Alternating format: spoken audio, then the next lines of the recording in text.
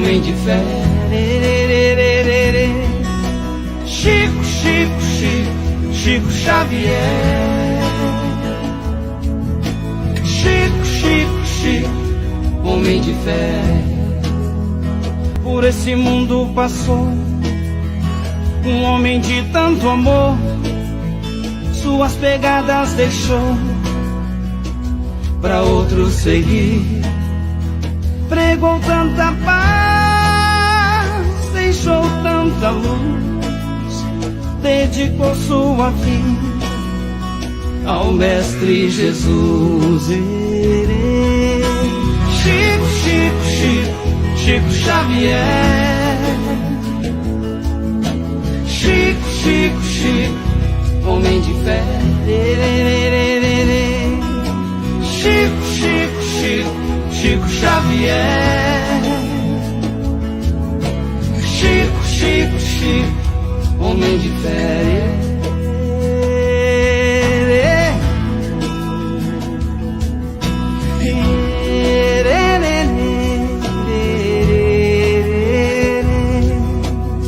Foi muito perseguido, mas nunca desistiu. Seu amor foi maior do que a dor que sentiu. Quantos desesperados em sua porta bateram, suas mãos cheias de amor ele sempre estendeu. Chico, Chico, Chico, Chico Xavier. Chico, Chico, Chico, homem de fé. Chico, Chico, Chico, Chico Xavier. Chico, Chico, Chico, homem de fé.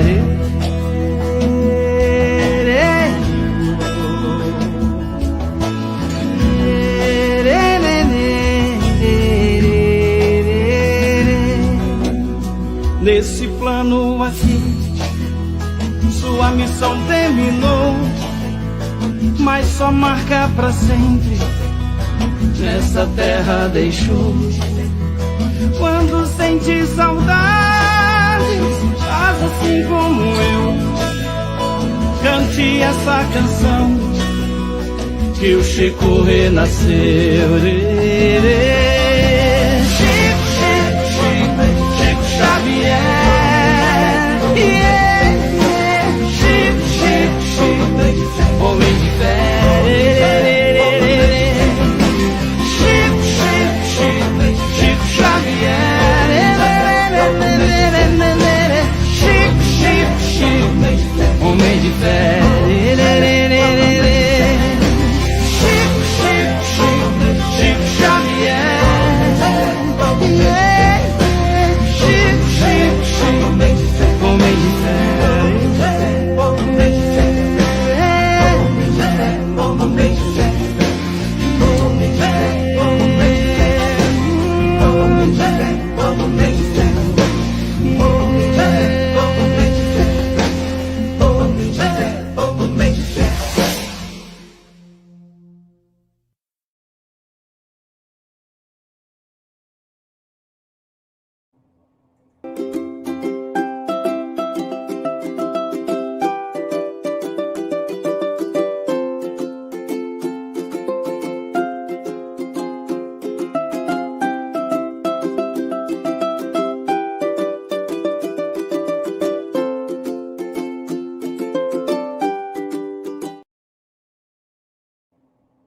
Queridos amigos e amigas, muito boa noite. Estamos dando início ao programa Espiritismo e Vida nesta quinta-feira, dia 9 de novembro de 2023, no nosso tradicional webinário das quintas-feiras, partindo aí já para 4 anos no nosso programa, com muita alegria no coração, cientes de que estamos, na maneira possível, enviando a todos a mensagem de Jesus, como também de todos os postulados da doutrina espírita.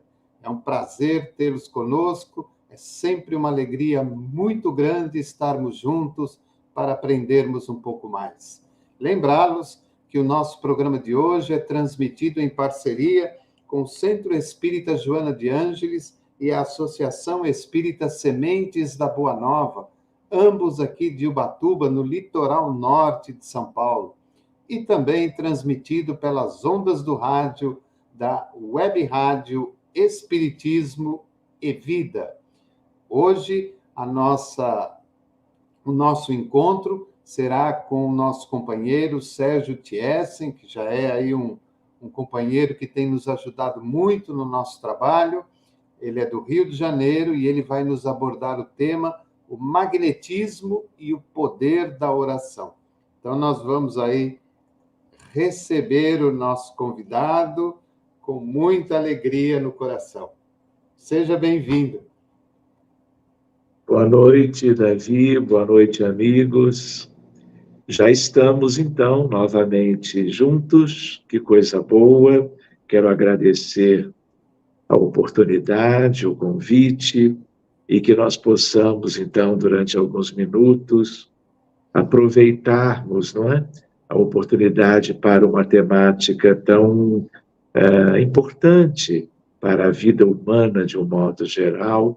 Tudo aquilo que nós fizermos em torno deste tema, de alguma forma, terá proveito para nós e para muitas pessoas. Muito obrigado, Davi, e parabéns pelo seu trabalho incansável, divulgando a doutrina espírita e o Evangelho de Jesus.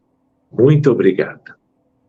Então, nós vamos para a nossa vinheta oficial de abertura, a nossa prece e a apresentação do nosso convidado de hoje.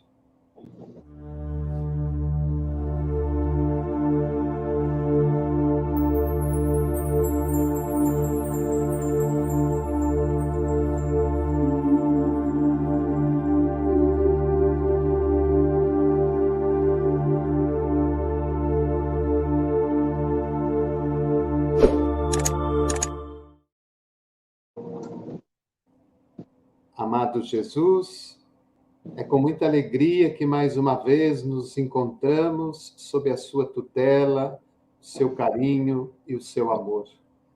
E também, é claro, agradecer a Cairbar de Souza Schutel e a André Luiz, que são os mentores do programa, como também da Web Rádio. Agradecer a esta pleiade de espíritos amigos que muitas vezes nem conhecemos, mas que nos ajudam, nos apoiam, nos intuem, nos dão força, coragem e fé para permanecermos na obra e no trabalho que nos foi oferecido. Agradecer ao nosso convidado, que o temos como um irmão do coração, pela sua bondade, pelo seu carinho em sempre nos atender. E agradecer, é claro, a todos vocês, da rádio, do Facebook, do YouTube, que nos apoiam e nos ajudam e nos incentivam para o trabalho. Querido Jesus, sê conosco na noite de hoje, na nossa caminhada, hoje e sempre, que assim seja. Então, nós estamos recebendo o nosso companheiro, Sérgio Thiessen. Ele é do Rio de Janeiro, é médico clínico geral e cardiologista, foi professor de medicina da Faculdade de Medicina Souza Marques e da Universidade Federal do Rio de Janeiro, ambas lá do Rio de Janeiro, médico da Unidade Coronariana do Instituto Nacional de Cardiologia do Ministério da Saúde, no Rio de Janeiro, de 1989 até 2016. Trabalhou também coordenando cursos de extensão universitária por décadas, em diversas áreas, como emergência e terapia intensiva, no mesmo instituto, na Santa Casa de Misericórdia do Rio de Janeiro e no Hospital Geral de Ipanema, também do Ministério da Saúde. Bacharel em Física pela Universidade Federal do Rio de Janeiro desde 1993. É expositor espírita e estudioso da fronteira entre a medicina e a espiritualidade. Já esteve em 34 países divulgando a doutrina espírita. Seu pai, muito conhecido por todos nós, Francisco Thiessen, Foi presidente da Federação Espírita Brasileira de 1975 a 1990. E o Sérgio foi membro efetivo do Conselho Superior e Fiscal também da FEB por 24 anos. É trabalhador da Sociedade Espírita Reencontro e do Grupo Espírita Francisco de Assis. Lembrando que ele vai nos abordar o tema hoje, o magnetismo e o poder da oração. Eu já falei até demais, mas eu vou repetir.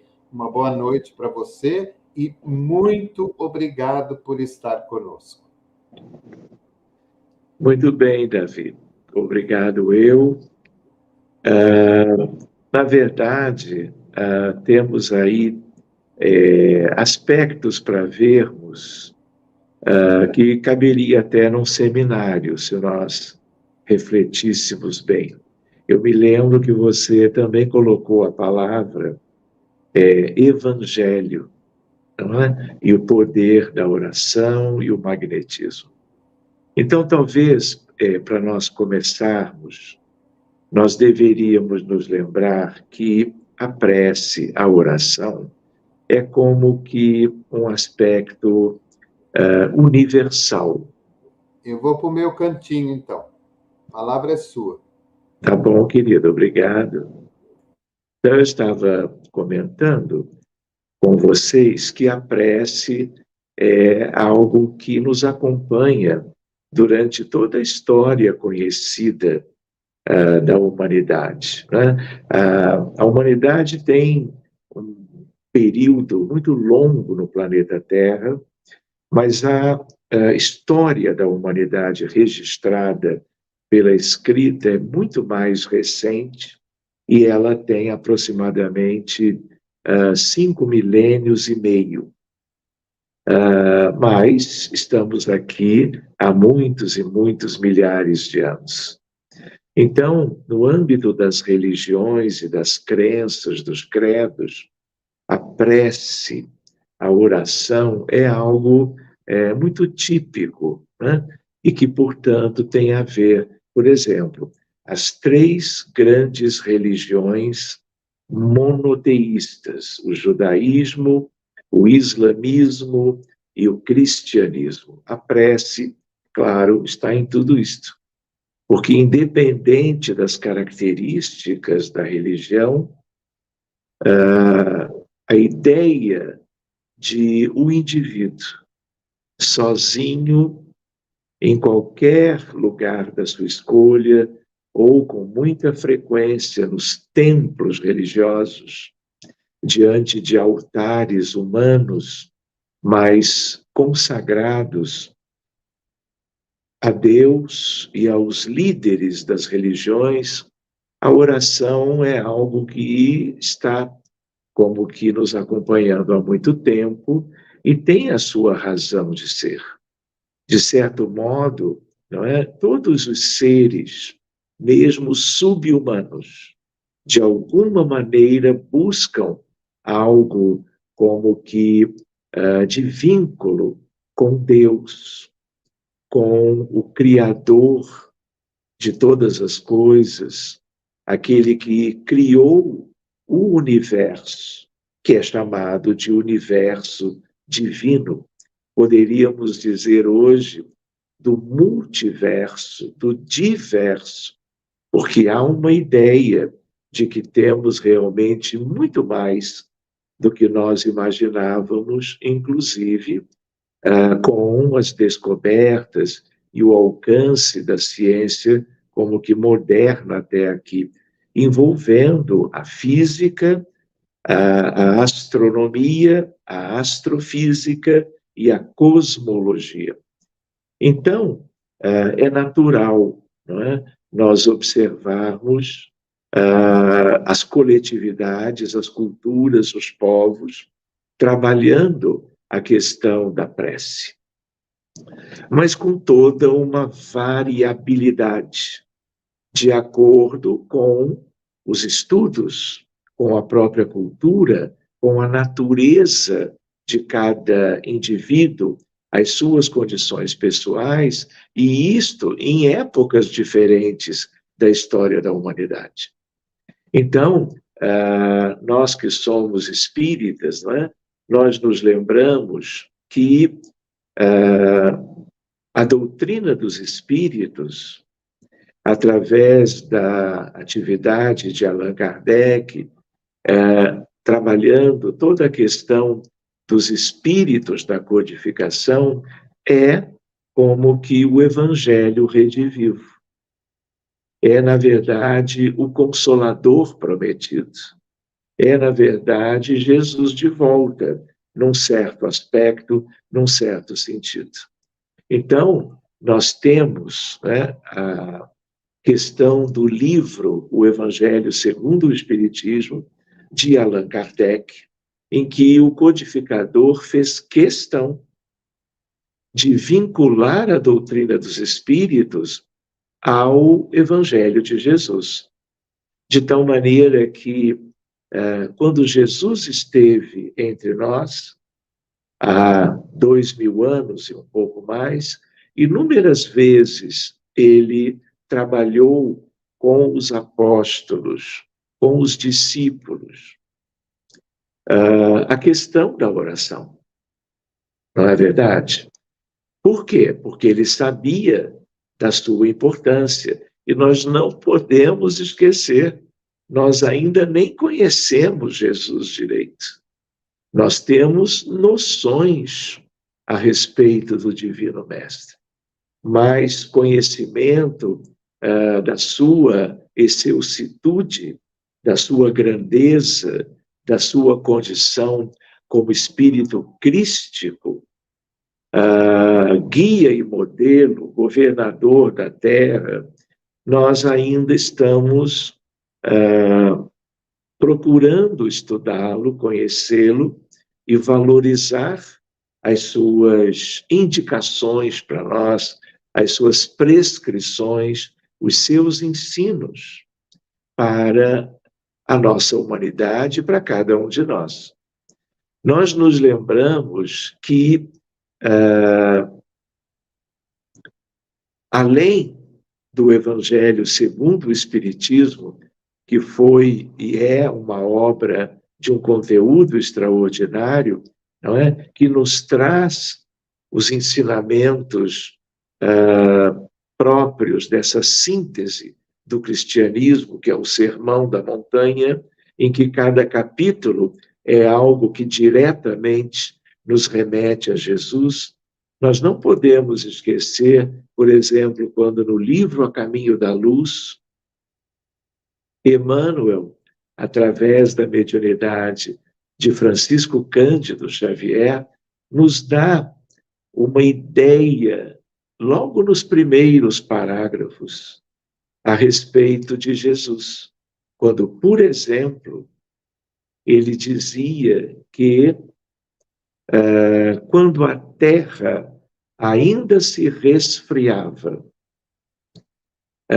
milhões de anos, na verdade, bilhões de anos depois do Big Bang, ou da grande explosão, ou de uma ideia acolhida por muitos cosmólogos de que poderia ali ser o início do universo, nós vamos vendo Emmanuel nos dizendo, então, que naquela altura, portanto, há 4,5 bilhões de anos, Jesus já era um espírito de natureza crística.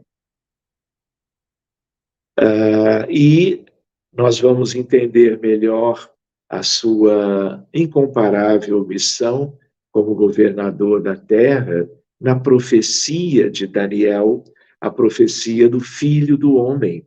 Quando Daniel, um médium extraordinário, um dos profetas do judaísmo, ele tem um sonho e ele observa algo que, uma vez refletido, mostra como que Deus outorgando a Jesus a criação, o desenvolvimento e tudo mais para o planeta Terra seguir a sua longuíssima jornada evolutiva e nela seres vivos e, claro, num sentido importante, a condição humana, a humanidade da Terra.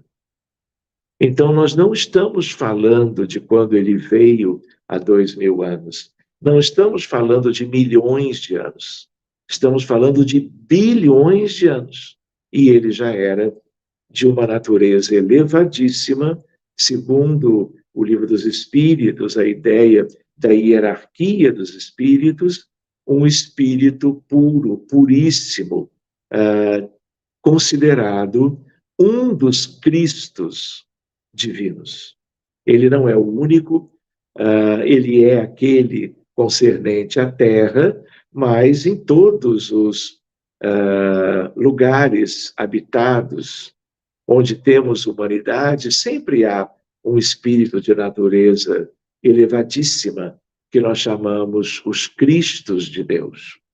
Nós também não podemos esquecer que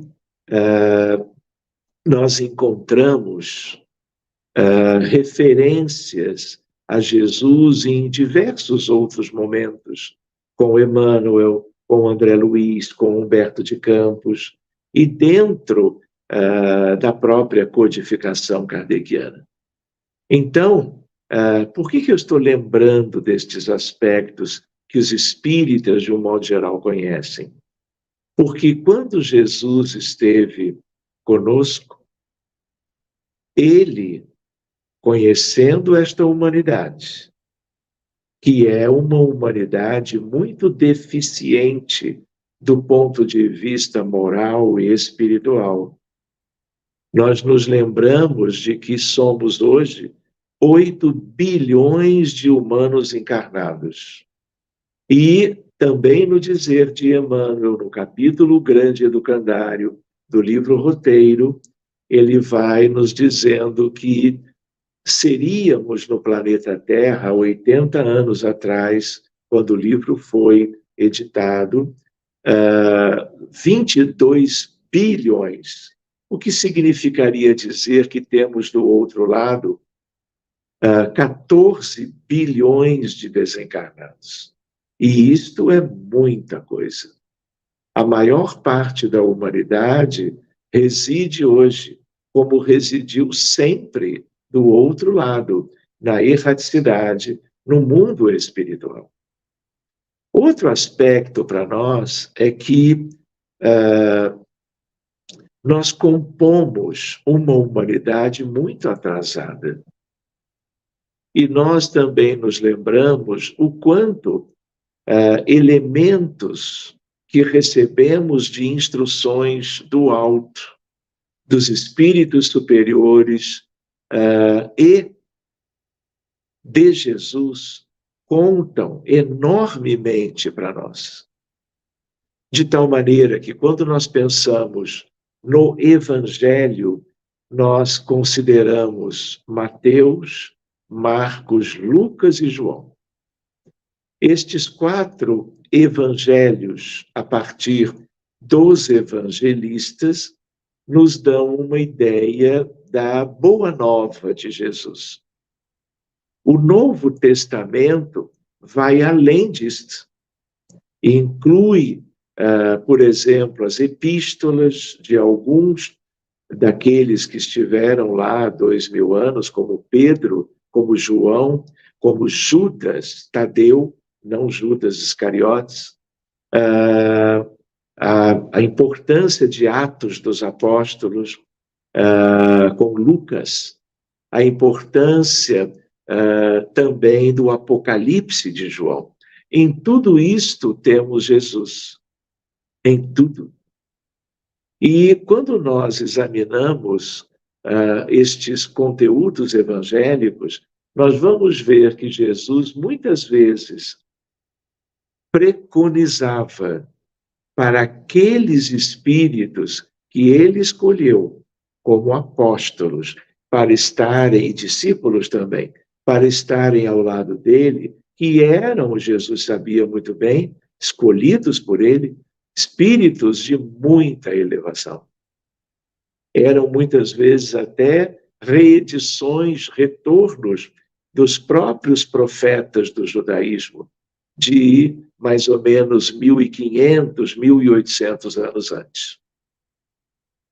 E, na verdade, Jesus sabia que ele diria aos apóstolos e discípulos para que eles se precavessem em relação às dificuldades que viveriam quando o Cristo, depois do drama do Calvário, ele fosse já não mais visto como antes.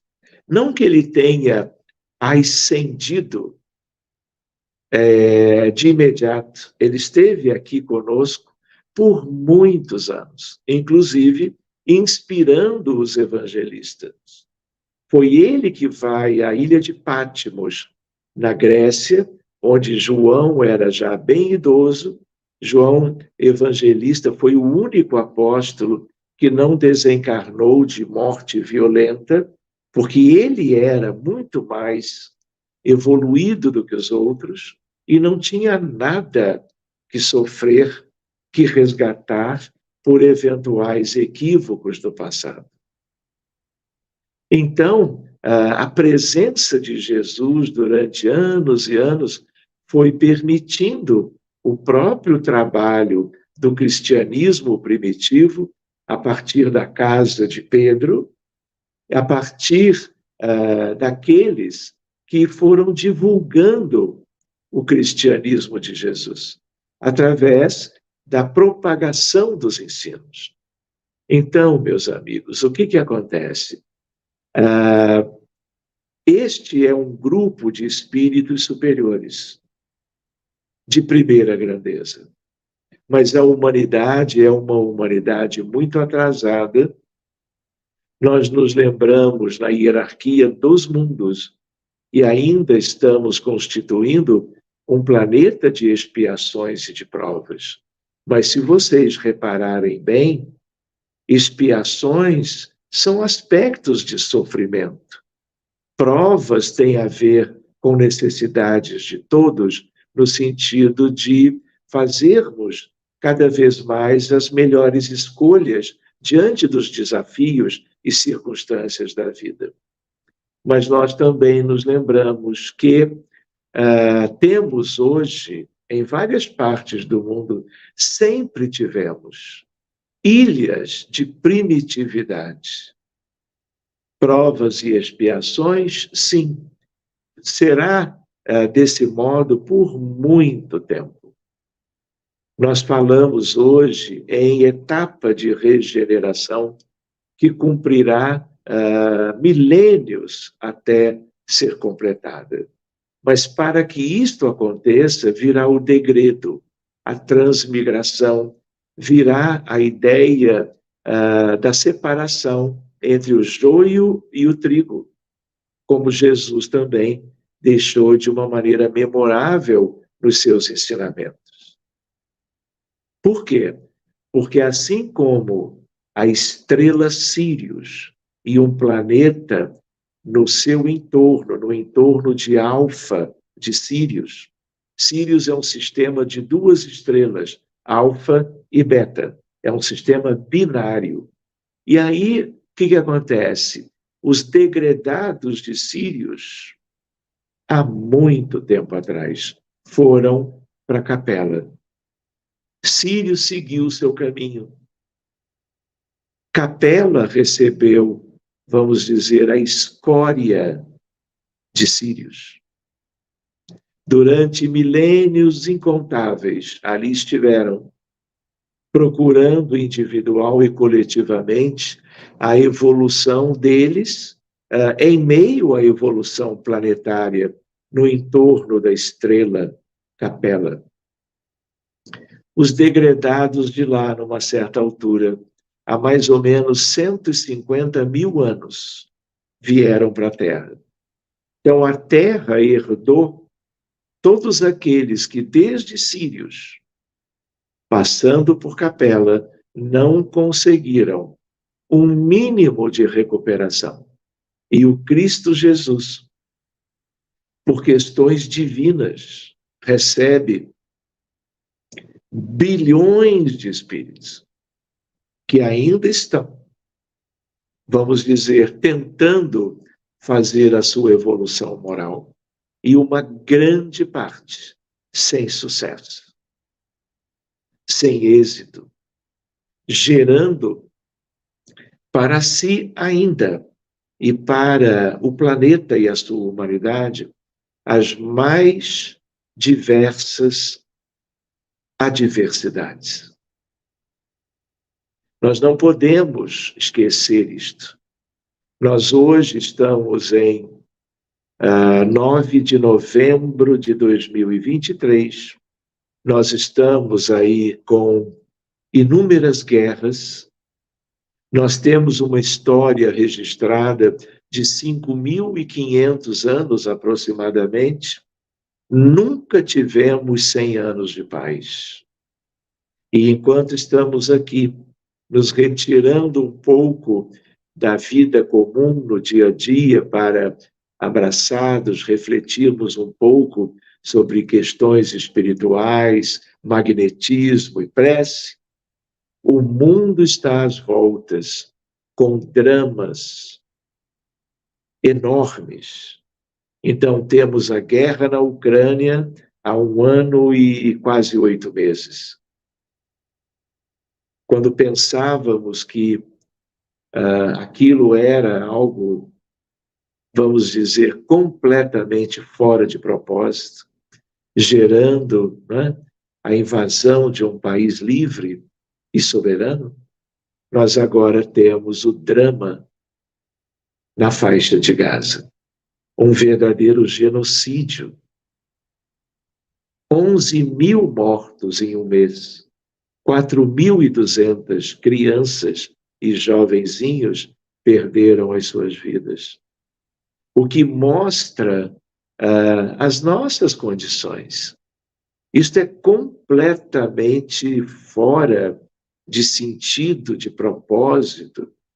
Isto denota a miséria moral de grupos da nossa humanidade. A humanidade toda não é assim. Existem pessoas lindas em todos os países, cidades, comunidades, regiões, aldeias, campos, ao redor do mundo inteiro. Mas a Terra ainda é lugar para espíritos de uma natureza muito inferior. Então, eu até me lembro, quando comento assim, não é? Quando há 2.000 anos, em meio a tantas coisas de ensinamento sobre a prece, Jesus, numa altura, se refere aos fariseus e aos saduceus, que eram grupos importantes na comunidade judaica. Ó raça de víboras, até quando me farei sofrer?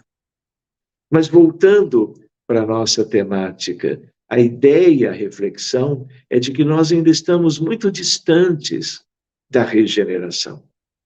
Talvez estejamos vivendo um limiar, uma aurora, mas em meio a isto, tribulações, sofrimentos, padecimentos que não gostaríamos de não vermos mais no nosso mundo. Não é verdade? E estamos aí vendo as dificuldades ligadas a várias questões humanas, como, por exemplo, milhares de doenças. A Terra é um planeta que é um grande educandário, mas também é uma escola primária, mas também é como que um grande hospital de almas. São muito poucos os que não são doentes espiritualmente. Eu não me refiro a terem agora necessariamente um problema cardiovascular, metabólico, um câncer, um tumor num órgão qualquer, um problema reumatológico, pediátrico, um problema de uma doença aguda, uma doença crônica, uma doença congênita, uma doença adquirida. Eu me refiro à questão moral espiritual. E muitas vezes não estamos doentes hoje, estivemos ontem, outrora, numa época qualquer, desta ou de outra vida. E, dependendo, estaremos amanhã ou depois, aqui na encarnação atual, ou numa outra futura. Por quê? Porque nós acumulamos muitos equívocos, transgredimos muitas vezes as leis de Deus. Então, quando nós nos damos conta, por isso que eu lembrei da data de hoje, o que acontece? De 1º de janeiro até hoje, nós tivemos 920 mil casos de suicídios. Vejam o tamanho deste drama.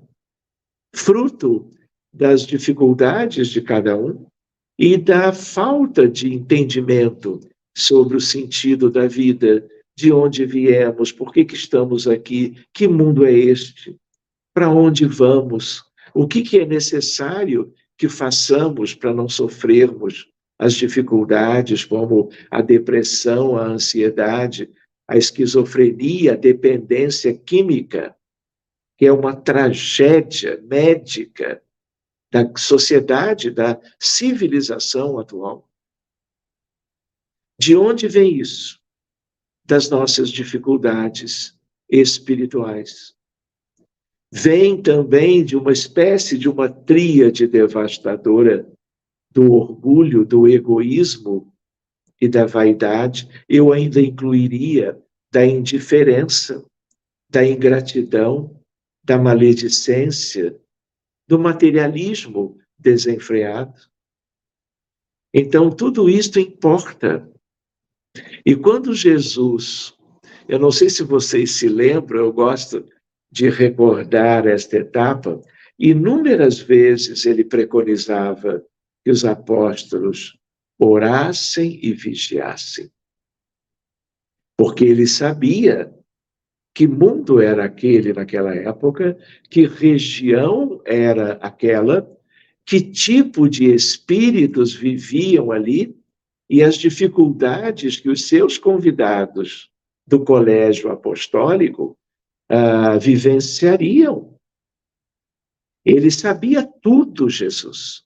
Jesus não é nem Deus, nem homem, mas Jesus é de uma natureza completamente diferente do que qualquer um de nós poderia imaginar. Um dia podemos estudá-lo juntos de uma maneira mais aprofundada.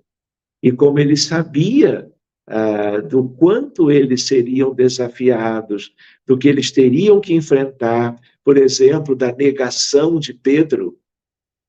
Pedro, tu vais me negar 3 vezes. Enfim, ele tinha ideia de tudo. Não dá para comparar a realeza de Jesus, a natureza de um espírito crístico conosco e as nossas limitações. Então, eu queria lembrar com os amigos uma ocasião, porque se você estuda os evangelhos, Mateus, Marcos, Lucas e João, você vai ver que Jesus é visto no colo de Maria, na estrebaria. Jesus é visitado, não é? Pelos reis magos, 3, pelos pastores, outros 3. Jesus recebe a visita de Ana e de Simeão, além, claro, do próprio José da Galileia, de sua mãe, Maria de Nazaré. E o que acontece? Mais adiante, nas narrativas evangélicas, nós vamos ver Jesus já jovenzinho, um rapazote. E ele visita o Templo de Jerusalém. E ele tem um encontro com os doutores da lei, que ficam assombrados com tamanha sabedoria. e ele tinha uma aparência de um rapaz de 12, 13 anos. Mas ele sempre teve acesso a todo o seu patrimônio moral, intelectual, cultural, de épocas onde a Terra nem existia. Ele já era um Cristo. E quando ele, pela primeira vez, se mostra como um adulto, e as referências evangélicas o mostram com a figura de um homem adulto, é quando ele vai encontrar João, o precursor, João o Batista. Lembram? João era um espírito tão elevado que muitos pensavam que ele era Jesus, que ele era o Messias prometido. E ele batizava a população através das águas do Jordão, como um mecanismo de motivação para as pessoas diante dele, elas se arrependessem dos seus equívocos, dos seus erros relacionáveis às suas imperfeições. Então, foi extraordinariamente belo o trabalho de João Batista. E aí há um encontro. Jesus vai até João. Porque, claro, Jesus conhecia o Batista de muito antes dele renascer, filho de Isabel e de Zacarias. E então, Jesus chega perto de João. Quando João olha para aquele homem, ele que era um espírito também elevadíssimo, ele se surpreende, num certo sentido, mas é preenchido de algo dele pela sua grandeza e pela presença de Jesus à sua frente. Eles se entreolham, João reconhece que ele é o Messias, o Cristo divino, e aí ele não sabe bem o que fazer. E aí ele diz: Jesus, Senhor, eu é quem deveria ser batizado por ti. E tu vens a mim? Porque ele compara com todos os outros que vinham até ele às margens do Jordão, para o tal do batismo pela água. E aí então Jesus disse: para que se cumpram as profecias. Porque isso tudo estava escrito há mais ou menos 1 milênio atrás, 1 milênio e meio atrás. E aí então Jesus se curva, João Batista o umedece a fronte, não é? E há aquele encontro. E ele diz: eu não sou digno de te desatar as sandálias, as alpercatas, como se dizia, e tu vens a mim. E aí ele repete: é para que se cumpram as profecias. Quando Jesus diz isso, há um fenômeno de efeitos físicos nos céus daquela comunidade, para que a população começasse a entender que o Messias, enfim, estava na aparência de um homem adulto, e o seu trabalho a favor das multidões iria começar ali. E que aquela verdade, aquele conhecimento, ele pudesse ser divulgado e se espalhar. E aí, então, os céus se abriram e uma voz direta, como sendo a voz de Deus, dizia: eis aqui o meu filho bem-amado. E essa voz, né, se dirige a Jesus e diz: em ti hei posto todas as minhas complacências. Era um fenômeno inusitado para que então todos soubessem, a partir dali, que o Messias prometido já tinha chegado. E o seu messianato começaria então. Muito bem. E nesse instante, Jesus ora a Deus. E é a primeira vez que ele se refere, ele próprio orando ao Pai. E se mostrando para aquela comunidade, não eram espíritos quaisquer. Ninguém ia a ter com João Batista sem já não apresentar algo de uma certa relevância moral. Enfim, é um momento mágico. E a partir dali, nós vamos encontrar Jesus sempre cuidando de orientar os apóstolos, os discípulos, sobre a importância da oração. Não sei se vocês têm ideia, mas muito tempo depois, não é? Já o Cristo, dentro do seu próprio trabalho, numa determinada altura, os apóstolos estavam um pouco distantes de Jesus, todos juntos. E numa altura começam a procurar pelo Cristo, porque tinham uma alegria inexprimível estarem como que próximos fisicamente a Jesus. E aí, depois de um período de distanciamento, eles procuram por Jesus e não encontram. E até numa altura vem uma luz diferente. Não era a luz do sol, era dia. Mas o sol brilha de um modo conhecido pela humanidade, por cada um desde sempre. O sol sempre existiu. Nas alternâncias entre dias e noites.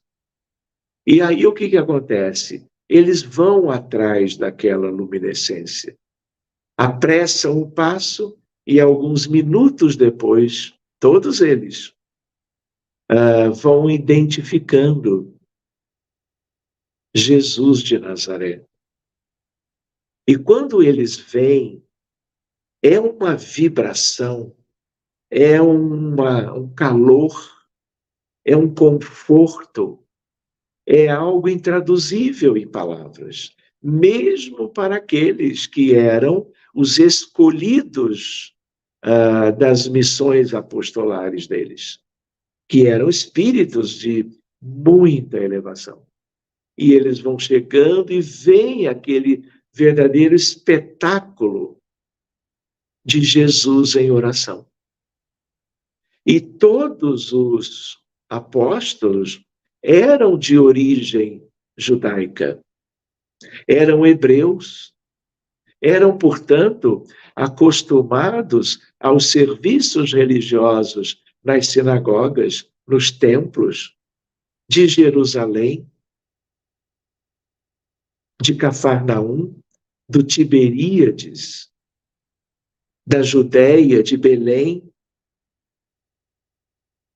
Mas quando eles veem aquilo, quando eles sentem Jesus orando, eles só esperam Jesus terminar, chegam um pouquinho mais perto, e um deles se adianta e diz em nome de todos os outros: Mestre, ensina-nos a orar. E Jesus, que até então estava distante, perto do deserto, em solilóquio com o Pai Celeste, agora ensina e elabora um cântico extraordinário de reverência a Deus, ao universo, à vida e ao amor, que é o Pai Nosso.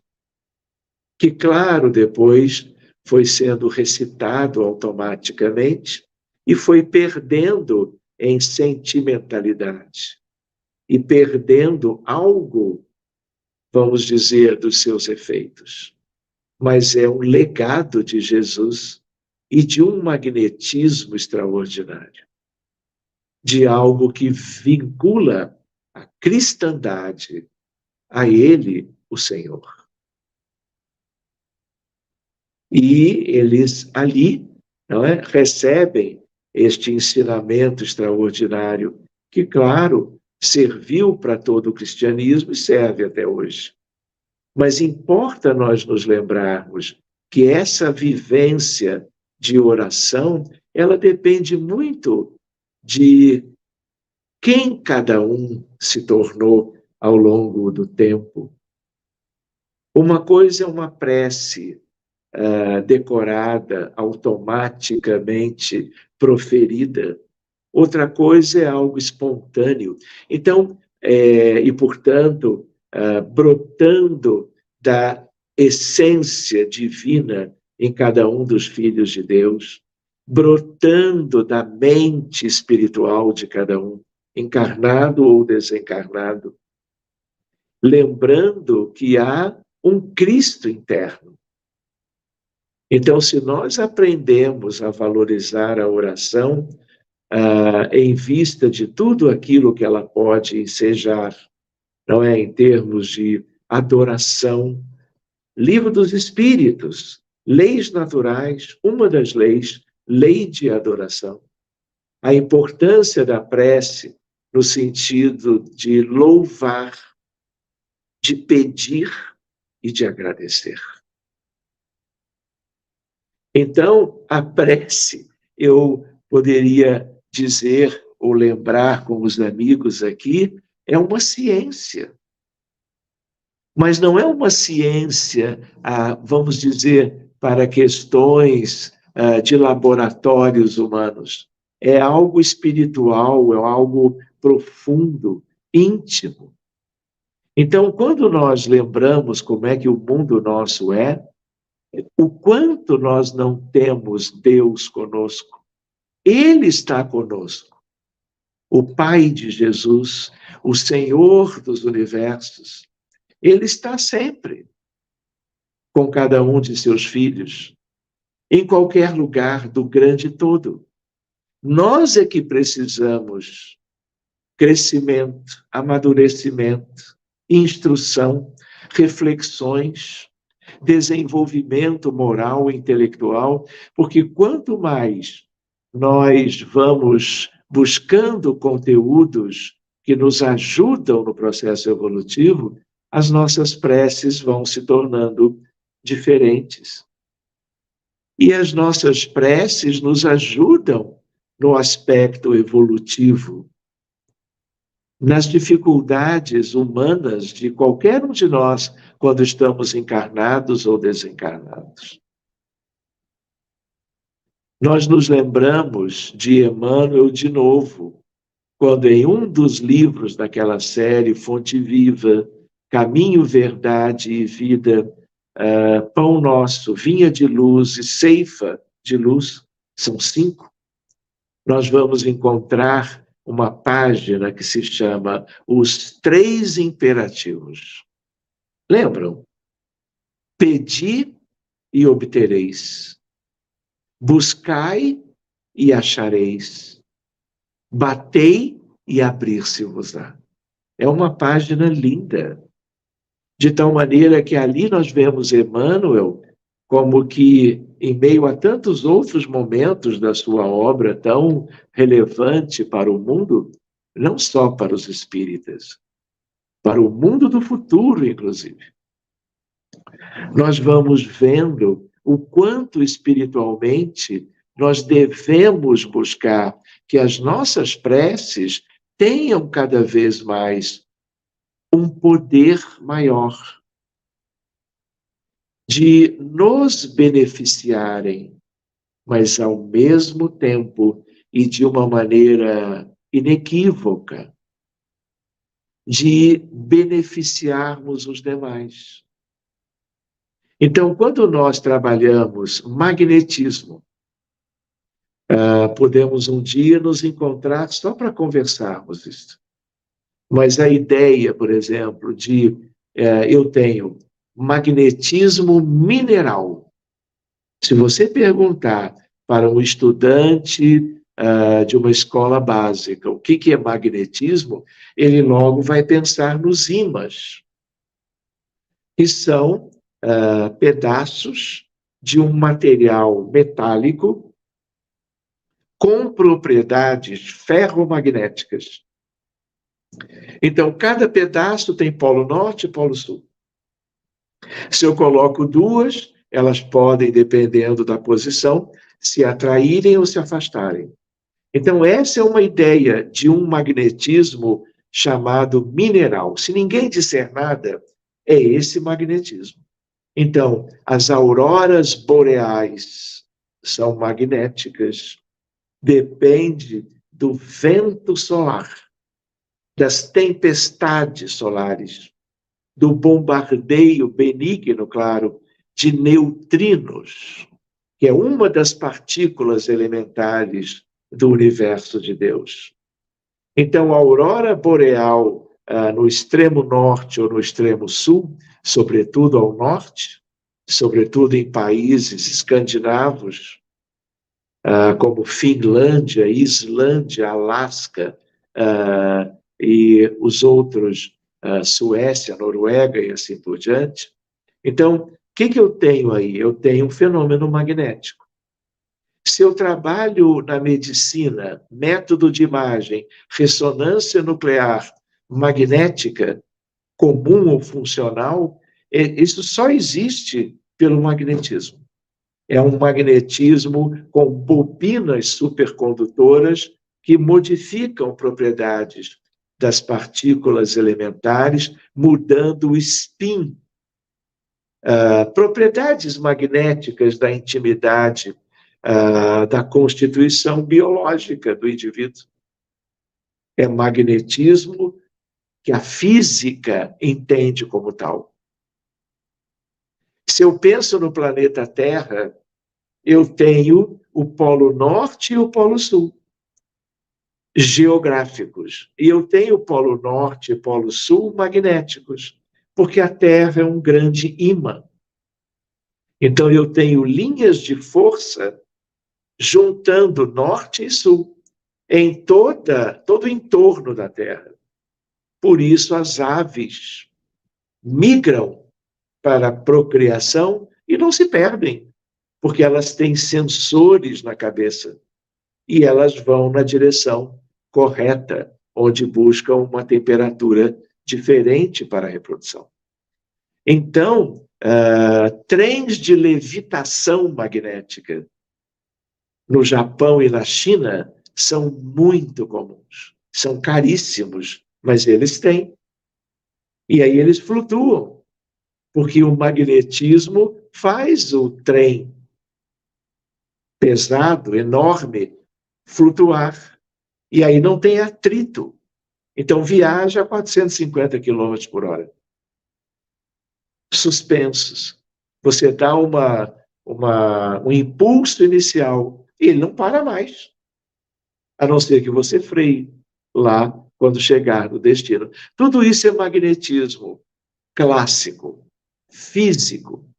Por outro lado, eu tenho ideia de magnetismo que já não é dos minerais, é biológico, das células, dos seres vivos todos, desde as espécies introdutórias à espécie humana. Magnetismo animal, que nós chamamos.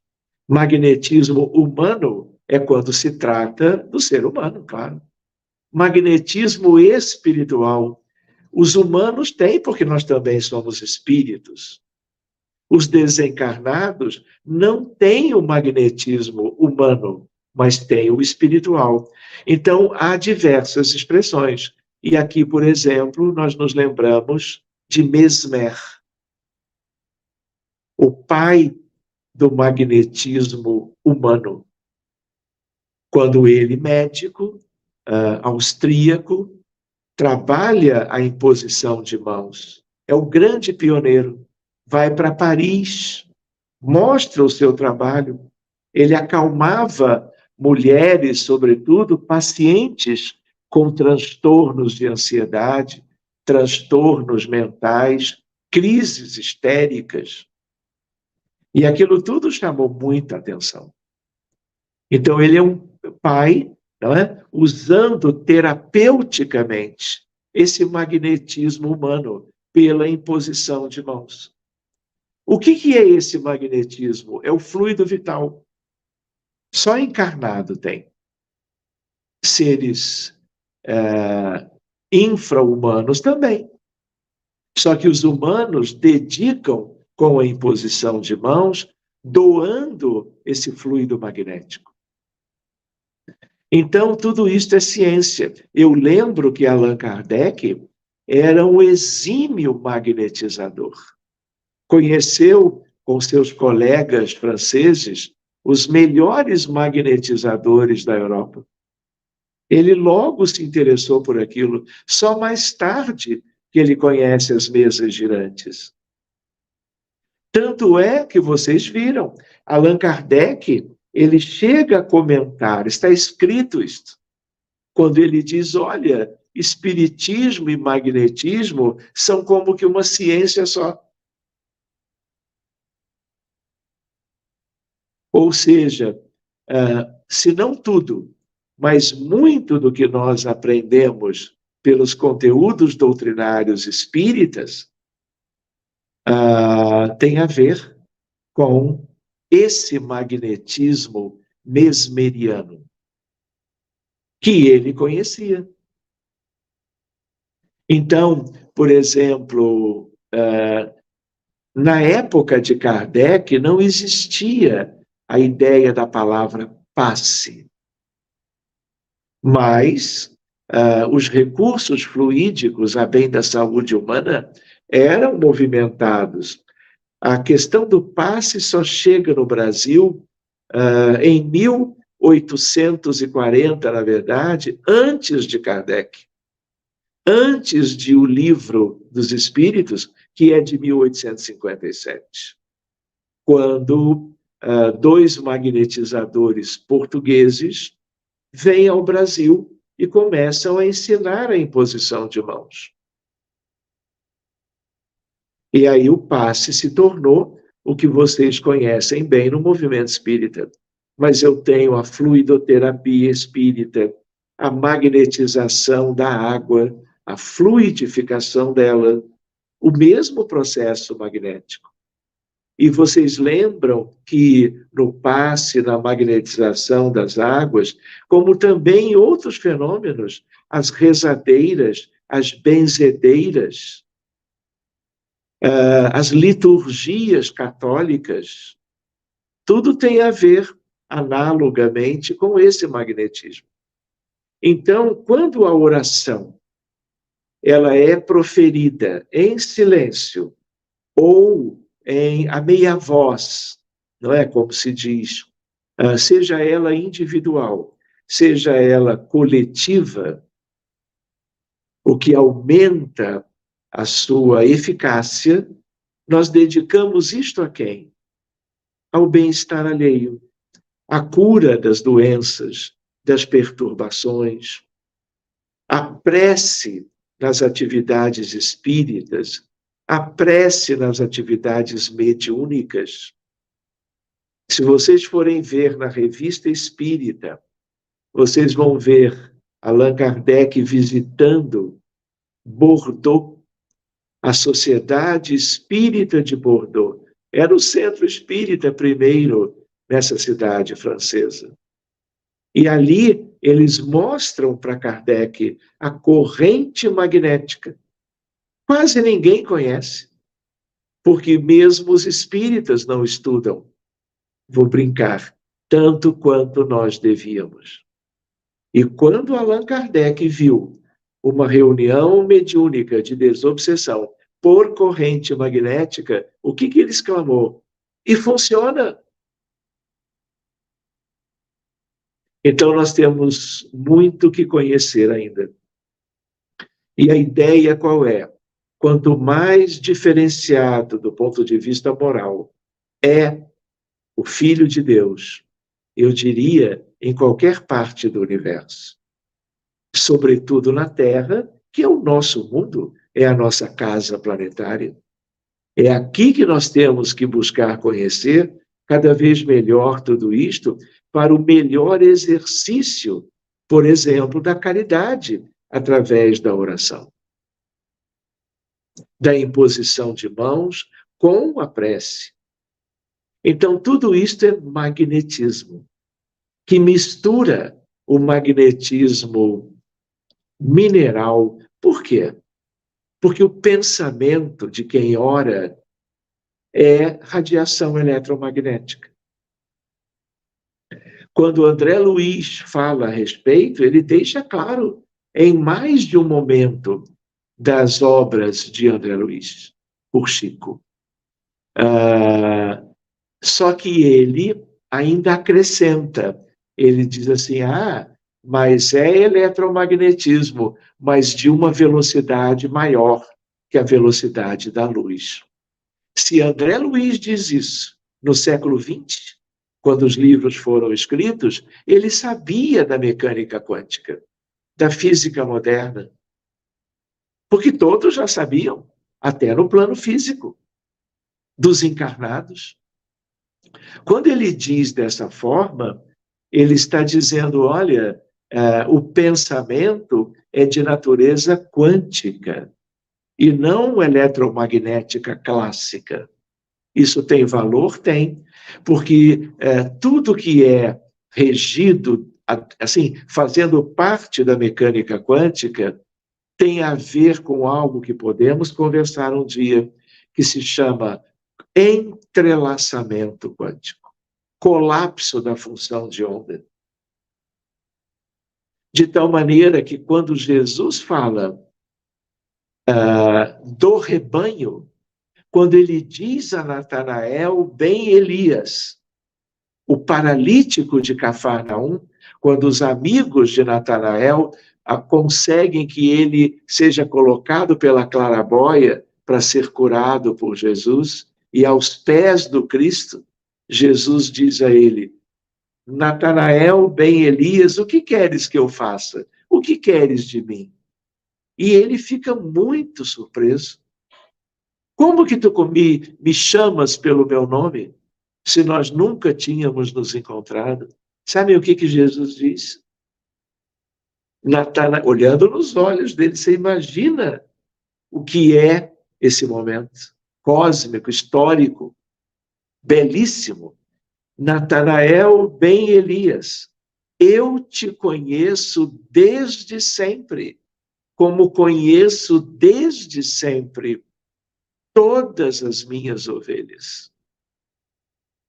Então, quando nós oramos coletivamente pelo bem da humanidade, pela paz, pela cura das doenças, pelos que sofrem as coisas das intempéries, dos terremotos, das enchentes, dos deslizamentos, aqueles que são vitimados pelos aspectos mais dolorosos de dramas coletivos, tudo isto entrelaça os irmãos entre si, com Jesus. Então, Jesus percebe, porque ele já está conosco desde sempre. Então, quando nós pequenos nos ligamos a ele com humildade, com devoção, com fé, com naturalidade, há um entrosamento que nós chamamos em mecânica quântica entrelaçamento, pelo tal colapso da função de onda. Isso nos entrelaça. E os benefícios quais são? Nós, os pequenos, e uma espiritualidade maravilhosa, anjos tutelares, benfeitores da humanidade, espíritos familiares, guias e mentores, dedicados ao progresso dos menores que somos, em geral, nós mesmos. Então, meus amigos, tem coisas muito lindas aí. E é válido o tema que o Davi escolheu, mesmo que não tenhamos tido chance de um maior aprofundamento, porque ele é possível, tudo isto é por nós. Então, reparem, hoje nós podemos lidar com a questão da prece com bases sólidas que os crentes no passado não tinham, mas oravam pela fé. Não era fé cega, já era uma fé diferenciada. Já era algo a partir de ensinamentos dos grandes líderes das religiões que o planeta Terra sempre teve.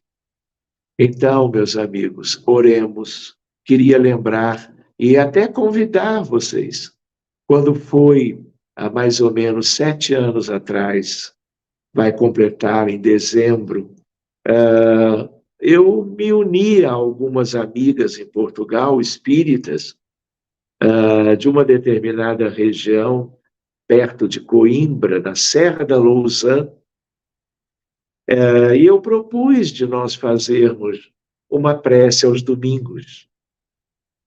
E aí eu fazia a prece por uma meia hora, pedindo pelos doentes, pelos que estavam sofrendo os males daquela época, pelo mundo espiritual, conhecendo que do outro lado da vida as dificuldades são muito grandes.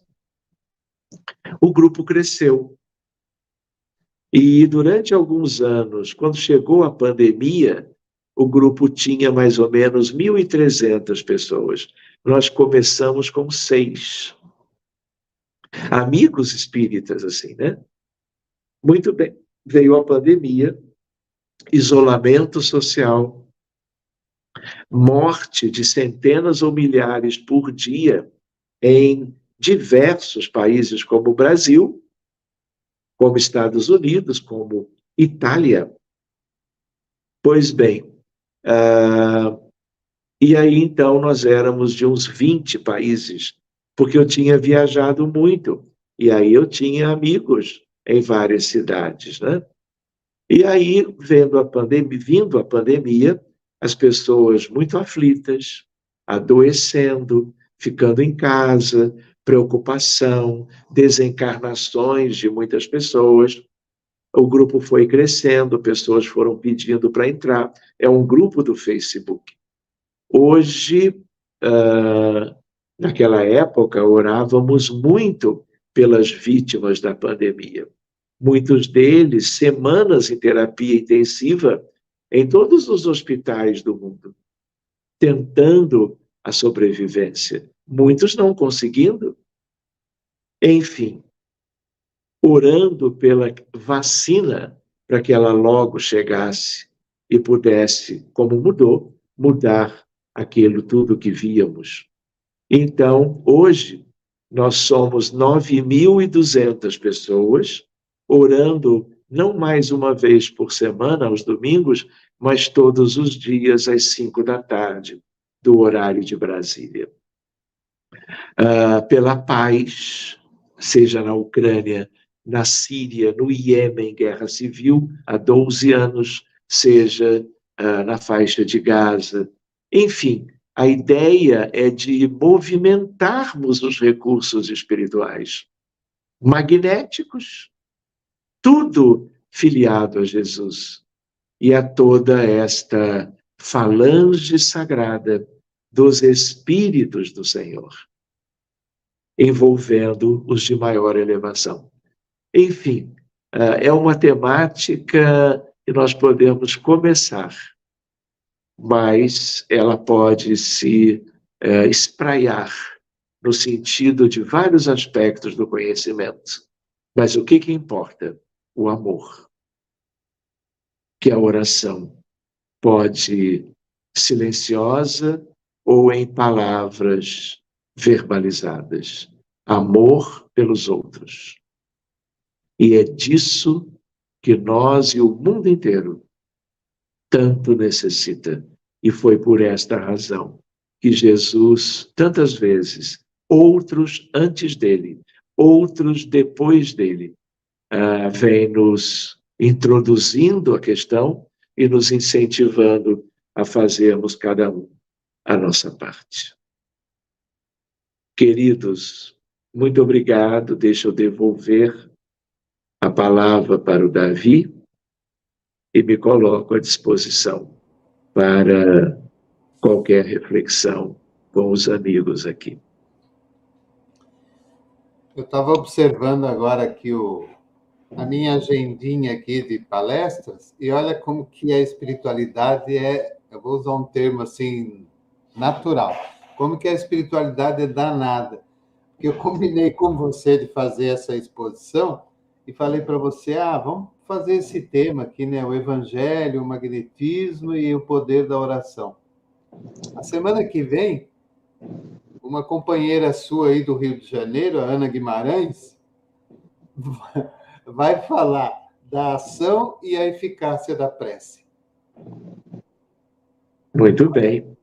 Nada combinado. Sabe quando você vai marcando e vai pondo na agenda? Agora que eu estou olhando, eu falo assim, nossa, a Ana vai falar da ação e da eficácia da prece. Olha como que é a espiritualidade. Muito lindo isso. Né? É uma continuação, né? Uma sequência. Muito bem. E eu queria falar uma coisa para você, perguntar, aliás. Você, no seu trabalho diário constante, você acredita, por exemplo, que exista uma diferença entre aquele passista tradicional, aquele que vai no centro, vai para a sala de passe, aplica o passe, seja ele sem os manejos de mão, que nem, por exemplo, tem na federação, na aliança, ou aquele que só impõe a mão, você acha que há uma diferença entre esse passista e o magnetizador na acepção plena da palavra? Olha, o passe, é claro que ele é um tipo de magnetização. Não é? O passista deve estudar, e muito bem, o magnetismo. Não foi à toa que no livro dos médiuns nós vemos Allan Kardec falando do magnetismo de cura. O passe é algo nitidamente relacionado a esse magnetismo. Mas a palavra magnetismo, ela foi, no sentido da casa espírita, sendo deixada de lado. E o passe, ele tomou o espaço, vamos dizer, do palavreado, né, a respeito do magnetismo. Mas as duas coisas são uma coisa só. Não é uma questão de usar a palavra que a pessoa escolheu. Então, Bento Muri e Vicente Martins foram os dois magnetizadores de Portugal que, em 1840, vieram para o Brasil inspirados do tipo, olha, o lugar de vocês agora é no Brasil. Eles vieram, foram eles magnetizadores que implantaram o passe, quando depois, né, as primeiras instituições espíritas surgiram no Brasil. A primeira delas na Bahia. Então, o passe se tornou uma coisa das mais típicas do movimento espírita. E as pessoas deixaram de usar a palavra magnetismo, de cura. Ou simplesmente magnetismo. Quem que usou isso o tempo todo? Kardec. Por que nós não devemos usar? Devemos. O que é bom até, porque aí a palavra magnetismo, ela inspira um pouco mais uma visão científica e é um convite para as pessoas estudarem mais. E um magnetizador, um médium passista hoje, ele precisa continuar estudando o tema, para que daqui a 1 ano, 5 anos, 10 anos, ele seja um outro magnetizador ou médium passista, tendo melhorado ele mesmo como ser humano, tendo buscado mais as virtudes e menos as dificuldades. Porque não adianta só o fluido vital e a técnica. É fundamental o progresso moral. Por que a prece do Cristo, naquela altura, nos ermos da Galileia, chamou tanto a atenção de espíritos maravilhosos que eram os apóstolos?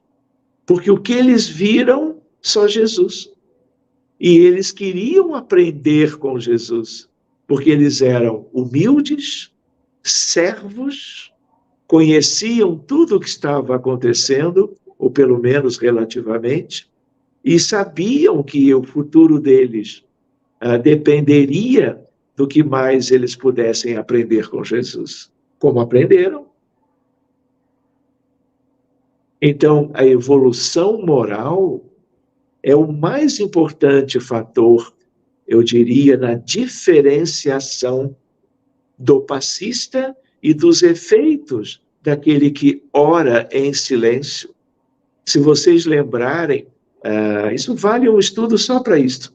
As vezes em que Jesus, nos evangelhos, aqueles conhecidos, tratou do tema, tem uma altura que ele diz para que quem fosse orar entrasse para o seu aposento e orasse em silêncio, porque o vosso Pai vê o que você faz em silêncio. Porque ele já via os companheiros daquela época nos muros da Palestina, da Judéia, de Jerusalém, não é? Fazendo toda uma movimentação que fazem até hoje, não é? Para serem vistos pelos seus contemporâneos. Então, ali é um ensinamento, tipo, olha, nada disso é relevante.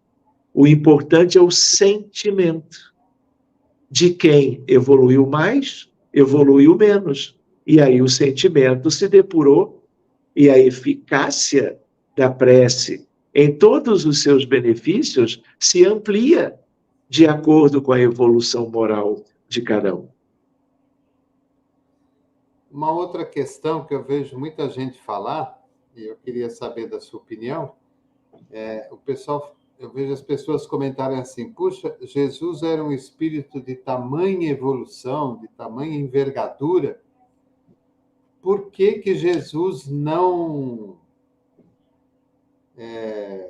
modificou aquele processo do desencarne na cruz? Por que ele teve que passar por aquilo?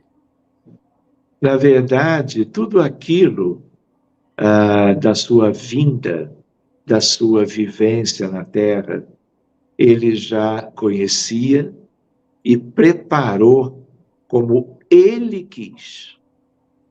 Ele conhecia cada um daqueles personagens.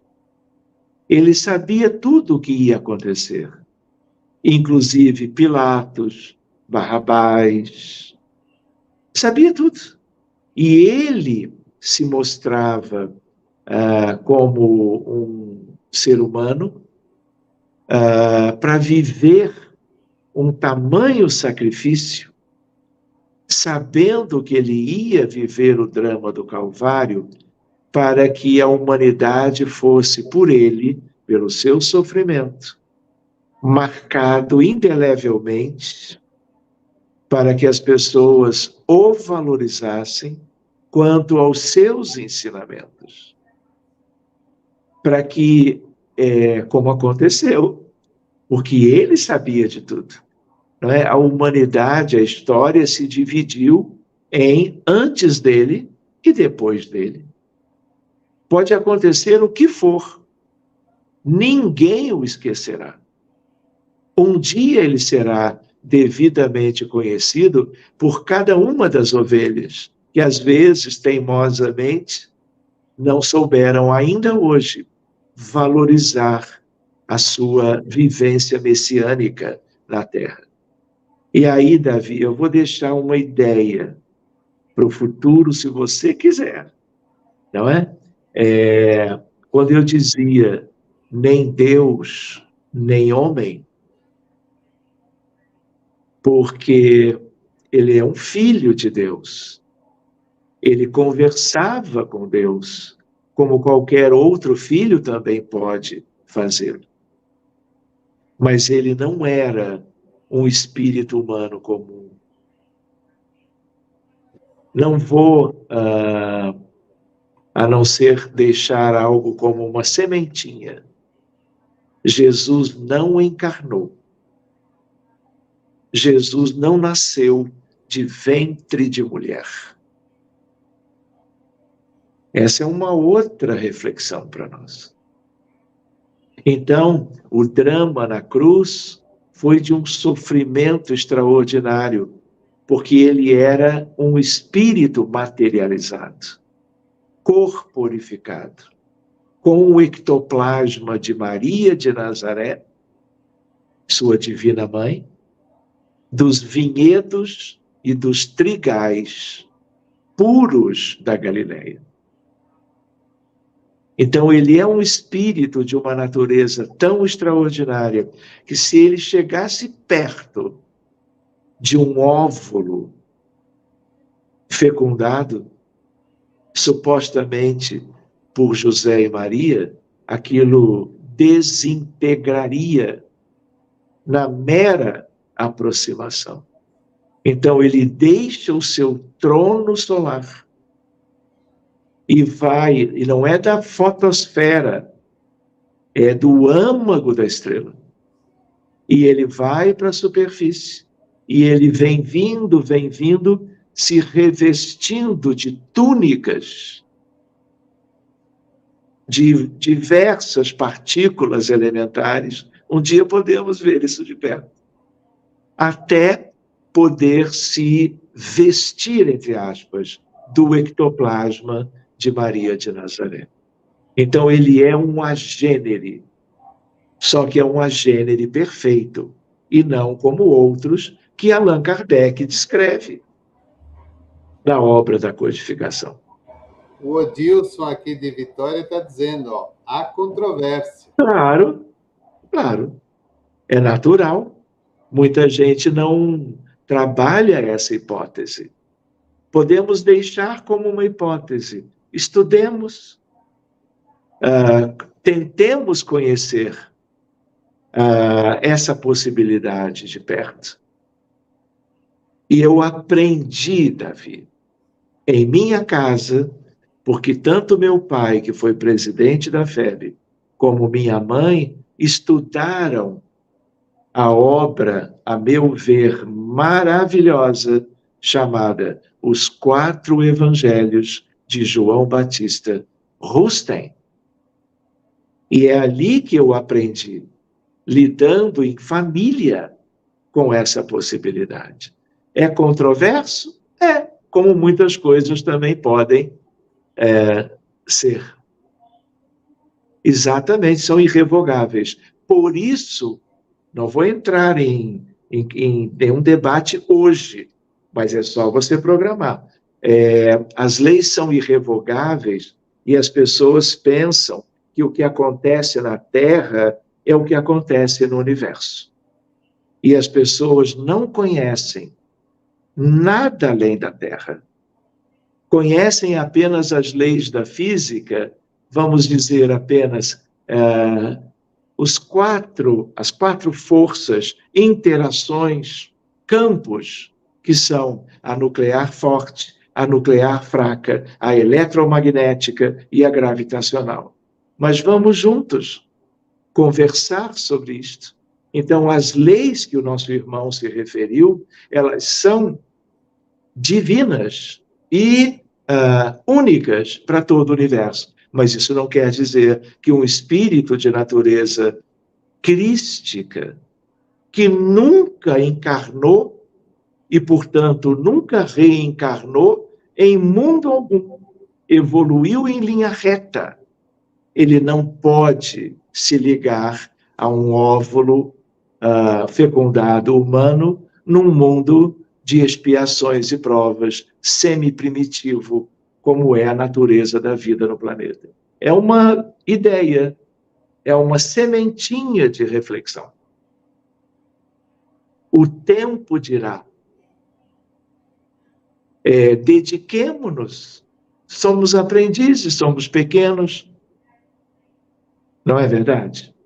Então, se você estudar os evangelhos, você vai ver, vai entender por que de repente Jesus sumia. Por que ele era perseguido, mas ele só se deixa envolver na crucificação quando ele entendeu que, enfim, era chegada a hora. Mas isso é tema para outros momentos.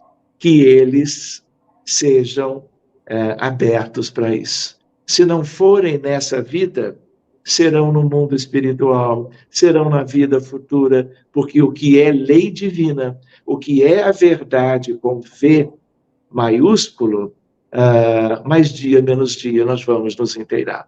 Se você buscar o livro, não quero fazer nenhuma defesa, Brasil, coração do mundo, pátria do Evangelho, Humberto de Campos, você vai ver numa página, quando Humberto diz: Kardec veio fazer o trabalho de base. Mas Leon Denis, Gabriel Delany, Camille Flammarion e Rustem vieram complementar os aspectos da filosofia, da ciência mediúnica, da pluralidade dos mundos habitados e do cristianismo fundamental. Rustem. Corpo fluídico de Jesus. Como eu coloquei antes, viu, Davi? Sementinha. Tudo depende de onde nós colocamos a sementinha. Ela pode germinar ou não. Pode florescer ou não. Mas pode se tornar um fruto maravilhoso que pode ajudar, vamos dizer, a nossa compreensão. Não diria nem da vida na Terra, da vida no universo. Ele escreveu que isso é apenas um detalhe, né? Portanto, o que vale mesmo é seguirmos o que ele ensinou. Claro, é verdade. Só que não é apenas isto, tem questões que nos ajudam, inclusive, a segui-lo, quando nós compreendemos melhor quem era Jesus, como era, e o que era o seu verdadeiro sacrifício, a vida messiânica, o que isso significou. Então, nós ainda somos aqueles que devemos nos debruçar sobre várias questões. Essa talvez seja, para alguns, uma delas. E é curioso, eu até diria para vocês e para você, Davi, tem a ver com os evangelhos, tem a ver com o magnetismo, tem a ver com a oração. Por isso eu lembrei de trazer, quando você fez um comentário, que isso podia ser interessante, pelo menos como estímulo às nossas reflexões. Muito bem. Então, nós estamos aí partindo para o encerramento do nosso encontro, sempre com aquela oportunidade de aprender um pouquinho mais. Só tenho a agradecer a todos vocês que nos ouviram pela web rádio, a vocês que nos acompanharam aqui pelo YouTube, pelo Facebook, tantos outros que vão nos acompanhar depois. Agradecer ao nosso querido Sérgio pela sua bondade, pelo seu carinho. E só lembrar a todos que a nossa programação continua. Amanhã, sexta-feira, 21h15, Reflexões Espíritas. Sábado, 20 horas, Espiritismo em Pauta. Domingo, às 17h, Encontros com a Paz. E domingo, às 20h, o estudo sistematizado do Evangelho segundo o Espiritismo. Eu vou passar para o Sérgio, vou pedir para você passar o endereço para as pessoas poderem conhecer a prece, quem sabe participar. para você fazer as suas despedidas, o seu boa noite. Vou pedir para você fazer a prece e lembrá-lo que depois, quando a gente acabar, você não saia, porque eu tenho 3 coisinhas para te falar, que eu esqueci. Tá bem. Tá ótimo. Muito obrigado. A prece pela humanidade chama-se assim. É um grupo do Facebook, então basta entrar no seu próprio Face, colocar na lentezinha de procura, você vai ver um garotinho numa foto preto e branca, com as mãozinhas assim, ó. É só pedir para entrar e nós incluímos todos que solicitam. Tá bom? Serão acolhidos com muito carinho, viu? Para nos ajudarem, inclusive, para, vamos dizer, pertencerem à família da prece. Então, por mais que o nosso colega escrevesse, as obras básicas são essenciais, não é? Roteiro seguro. E eu sugiro que incluam as obras de Emmanuel, as obras por André Luiz, por Humberto de Campos, não é? Por inúmeros outros autores, a Palavra Mediúnica por Francisco Cândido Xavier. E é ele que nos disse, por Humberto de Campos, sobre o tema. Enfim, sejam muito bem-vindos na Prece pela Humanidade, todos os dias às 5 da tarde, e vamos orando juntos pela paz, pelo progresso da humanidade, pela libertação humana quanto aos vícios que nós temos. De qualquer maneira, temos muitas coisas em comum, não é? Valorizemos o que temos em comum, mas tenhamos a mente aberta para questões novas, para questões outras que nós devemos buscar. É assim que a ciência progrediu, é assim que o pensamento filosófico cresceu, é assim que as artes evoluíram. E nós busquemos o novo, busquemos a ciência universal e não apenas a ciência das questões mais básicas e tradicionais. Enfim, nós vamos agradecendo a você, Davi, todos nós que aqui nos encontramos esta noite com você, agradecendo o seu empenho, o seu trabalho tão bonito, em nome da divulgação da Boa Nova de Jesus, através dos conteúdos doutrinários espíritas. E nós vamos nos abraçando, agradecendo por tudo, pela vida, pela condição de sermos irmãos de uma mesma humanidade e tendo em vista as agruras da hora em curso, que nosso empenho enquanto oramos seja muito pela saúde, pelo bem-estar, pela paz, de tal maneira que o Cristo de Deus possa, através de todos os seus prepostos, estarem com Ele, nos ajudando em todo o progresso que ainda precisamos de realizar aqui, tanto do ponto de vista pessoal, como do ponto de vista do planeta como um todo. Que o anjo da paz venha pousar sobre todas as mentes, em todos os corações daqueles que têm ainda lamentavelmente optado pelo uso da força contra os seus irmãos. Que as nossas orações sinceras sejam acolhedoras, pacificadoras, alentadoras para os bilhões dos dois lados da vida que continuam sofrendo as agruras destes tempos. Muito obrigado, amigos espirituais que estão conosco naturalmente, em nome de Jesus. Que possamos nos encontrar sempre, que possamos nos ver oportunamente, dialogando, conversando, compartilhando aquilo que possa, se não agora já, mas um dia, ser útil para os nossos espíritos. Agradecendo a todos, nós vamos pedindo licença para concluirmos o nosso encontro de hoje. Que assim seja, meus amigos.